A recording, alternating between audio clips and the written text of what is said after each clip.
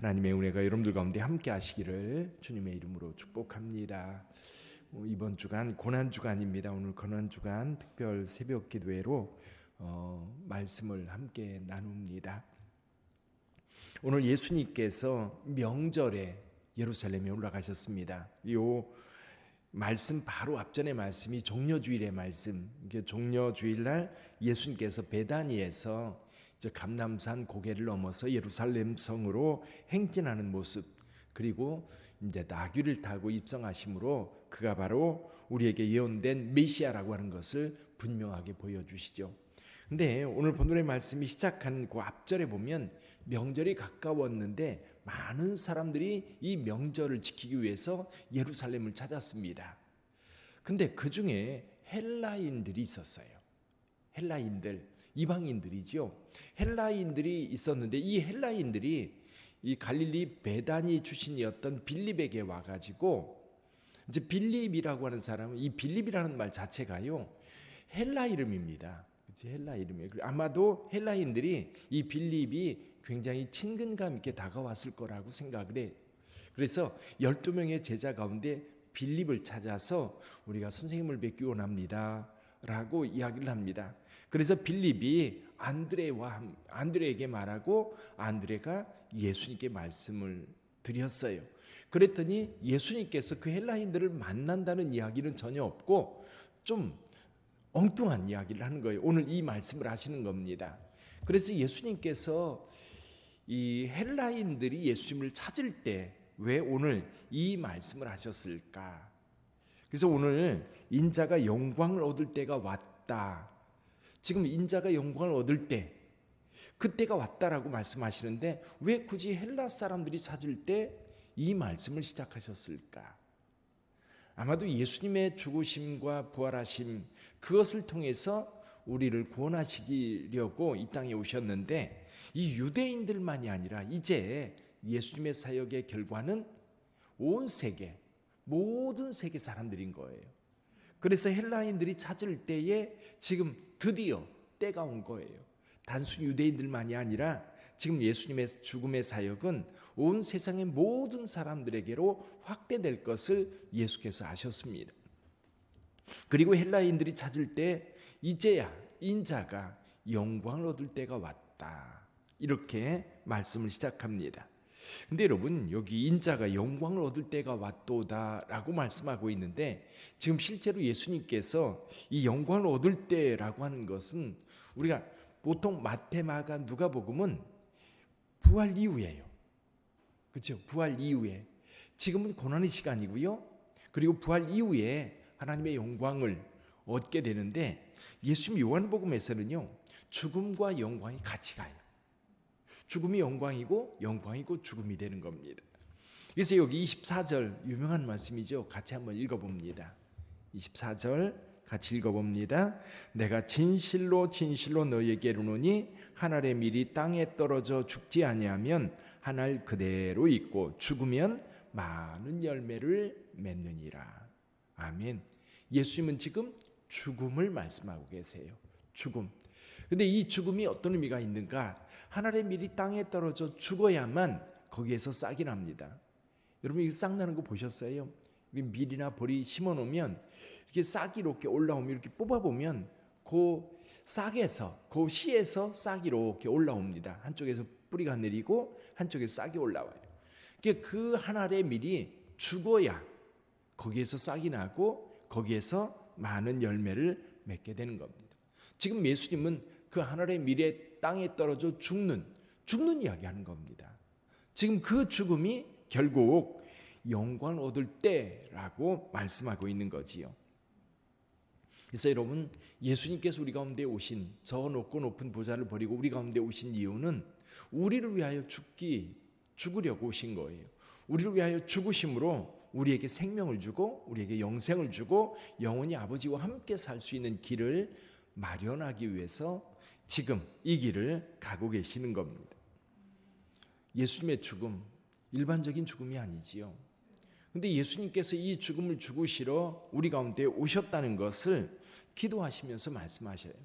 근데 여러분, 요한복음과 마태, 마가, 누가복음 공간복음이라고 그러죠. 그 차이점 가운데 한 가지가 뭐가 있냐면 오늘 본문의 말씀에 겟세마네 동산에서 기도하시는 모습의 기도를 하셔요. 한번 볼까요? 여기 그 27절 한번 읽어보죠. 27절 같이 읽어봅니다. 지금 내 마음이 괴로우니 무슨 말을 하리요? 아버지여 나를 구원하여 이 때를 면하게 하여 주옵소서. 그러나 내가 이를 위하여 이 때에 왔나이다. 아멘. 자, 예수님께서 겟세마네 동산에서 이 문제를 가지고 엄청 씨름하셨지요. 아버지여 이 잔을 내게서 지나가게 하옵소서. 그러나 나의 원대로 마시고 아버지의 원대로 되기를 원합니다. 근데 오늘 똑같은 기도를 하고 계세요. 아버지여 나를 구원하여 이 때를 면하게 하여 주옵소서.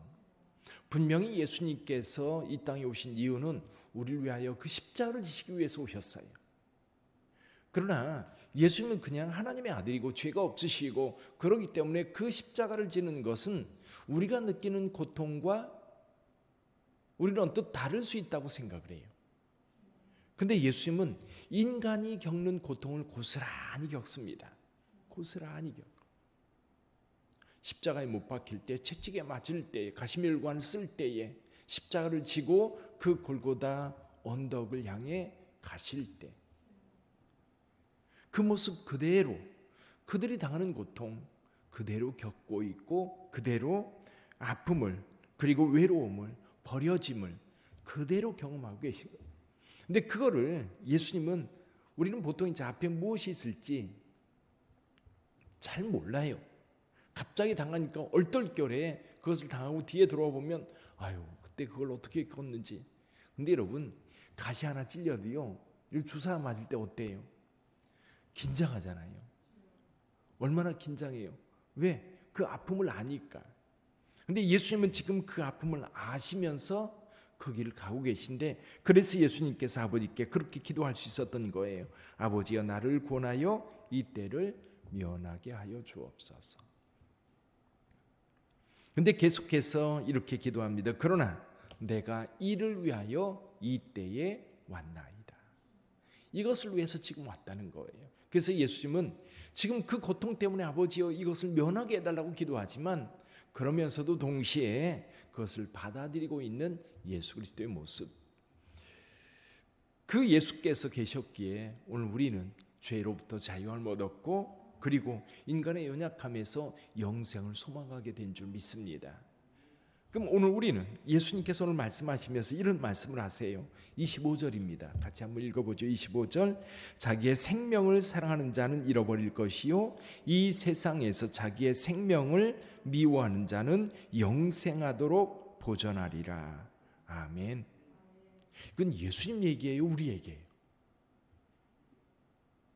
물론 예수님의 이야기이기도 하고 우리 이야기이기도 합니다. 예수께서 하나님의 미리 땅에 떨어져 죽어야 많은 열매를 얻는다고 말씀하시는데 그 하나님의 미리 누구예요? 예수 그리스도입니다. 그 말씀을 하시면서 또 우리에게 하시는 말씀이 자기의 생명을 사랑하는 자는 잃어버릴 것이요 이 세상에서 자기의 생명을 미워하는 자는 영생하도록 보존하리라. 사실 예수께서 하나님의 밀이 되셨지만 그 하나님의 밀은 또 우리에게도 필요한 삶인 거예요. 계속해서 이렇게 말씀하십니다. 26절 사람이 나를 섬기려면 나를 따르라. 나 있는 곳에 나를 섬기는 자도 거기 있으리니 사람이 나를 섬기면 내 아버지께서 그를 귀히 여기시리라. 아멘.